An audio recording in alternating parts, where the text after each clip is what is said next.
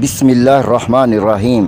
ارشاد باری تعالیٰ ہے، اے نبی آپ فرما دیجئے کہ اگر تمہارے آباء و اجداد اور تمہارے بیٹے اور تمہارے بھائی اور تمہاری بیویاں اور تمہارے خاندان اور وہ مال جو تم کماتے ہو اور وہ تجارت اور کاروبار جس کے نقصان کا تمہیں اندیشہ ہے اور وہ گھر جو تمہیں پسند ہیں، اگر تمہیں اللہ اور اس کے رسول اور اللہ کے رستے میں جہاد سے زیادہ محبوب ہیں تو اللہ کے عذاب کا انتظار کرو، اور اللہ فاسقوں کو ہدایت نہیں دیتا۔ حضرت ابو ذر غفاری کہتے ہیں کہ انہوں نے پوچھا، یا رسول اللہ صلی اللہ علیہ وآلہ وسلم، ایک شخص ایک قوم سے محبت کرتا ہے لیکن اس جیسا عمل نہیں کر پاتا۔